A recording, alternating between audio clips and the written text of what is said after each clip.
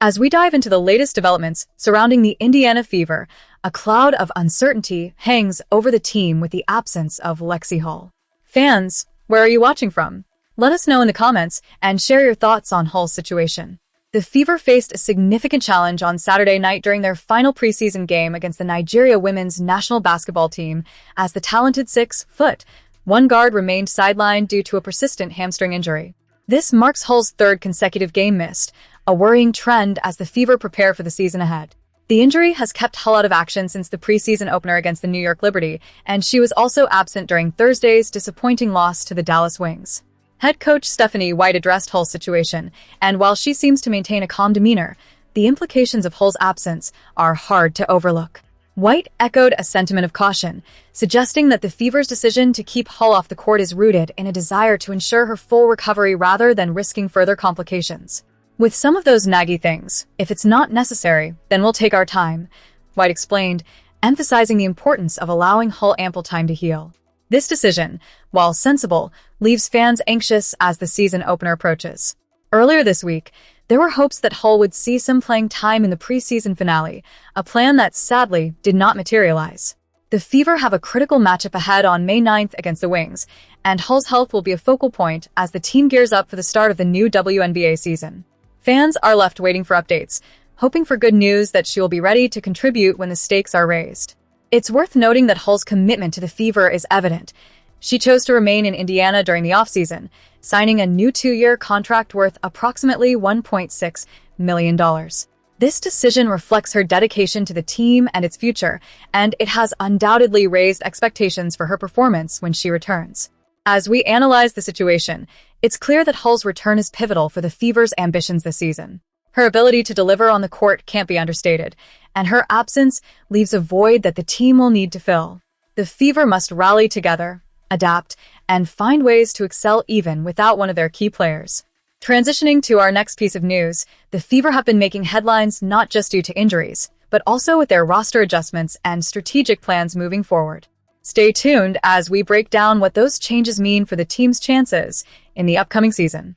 As we dive deeper into the Indiana Fever's transformation, one name stands out above the rest: Caitlyn Clark. The seismic shift in this franchise's identity, both on and off the court, can be directly attributed to her arrival as the #1 overall pick in the 2024 draft. The Fever's valuation skyrocketed from $90 million to an astounding $560 million, marking a staggering 522% increase, an unprecedented leap that places them as the third most valuable team in the WNBA, trailing only the Golden State Valkyries and the New York Liberty. This Caitlyn Clark effect isn't just a number on a balance sheet. It's a transformation that has redefined the Fever's competitive landscape. Clark, who is already a household name thanks to her illustrious college career at Iowa, has taken the league by storm. Her immediate impact was palpable, averaging 19.2 points, leading the league with 8.4 assists, and pulling down 5.7 rebounds. She made her mark by winning the Rookie of the Year award and securing her first All-Star selection. Fans across the league were captivated by her electrifying three-point shooting and her engaging style of play. But, as the saying goes, with great momentum comes great challenges. Unfortunately, Clark's sophomore season was marred by injuries that limited her to just 13 games due to recurring groin strains. It was a devastating blow not just for her but for the Fever, who were counting on her to continue their upward trajectory. However, after a challenging recovery, she's back and ready to reclaim her spot at the forefront of the league as she enters her third season. The anticipation is palpable among fans who are eager to see if she can replicate the magic of her rookie year.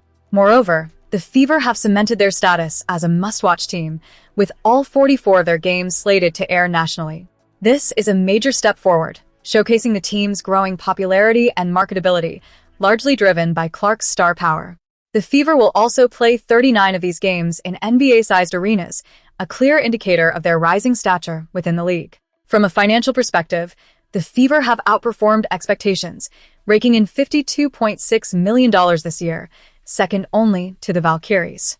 Clark is undeniably the centerpiece of this success, and while her on-court contributions are invaluable, her off-court earnings are equally impressive. Her salary has jumped significantly, thanks to the latest CBA, from a modest $78,066 to a robust $528,846.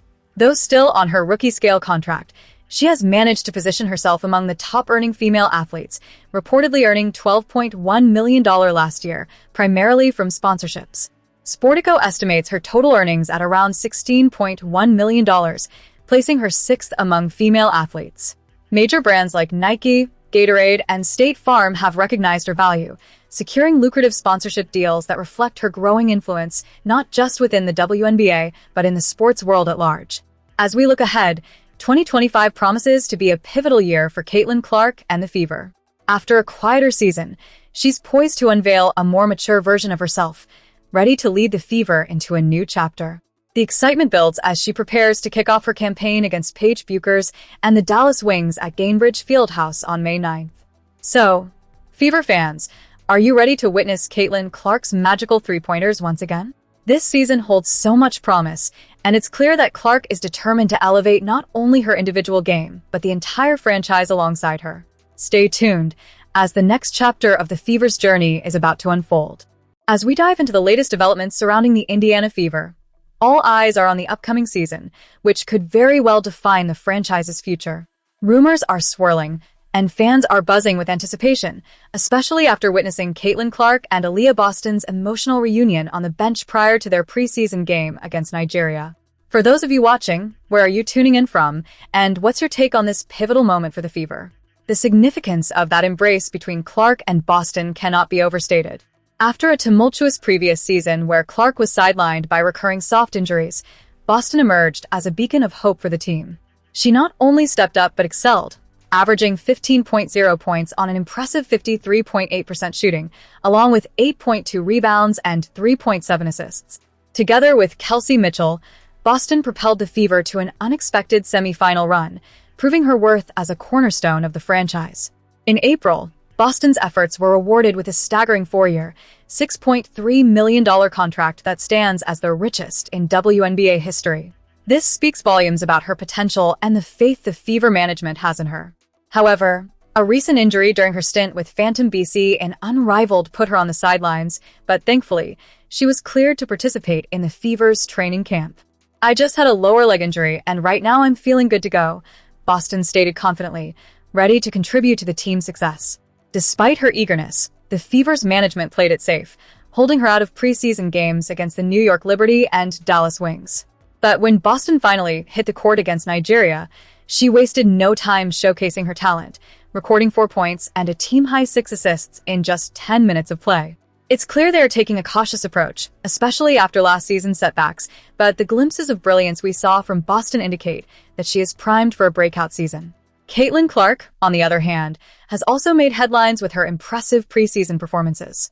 After nearly 10 months away from competitive play, she marked her return with a steady performance against the Liberty, contributing 7 points, 4 assists, and 3 rebounds in only 17 minutes.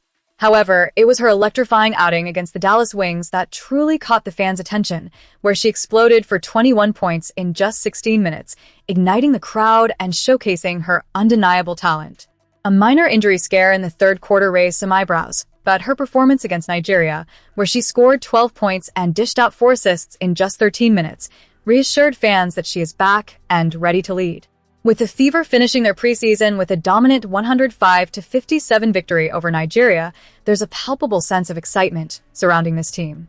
Clark and Boston have a crucial week ahead to prepare for their regular season opener against the Dallas Wings on May 9th.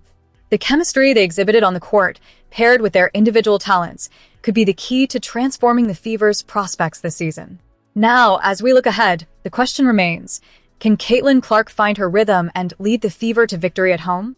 The stakes have never been higher, and the Fever fanbase is eager to see how this dynamic duo will perform when it counts.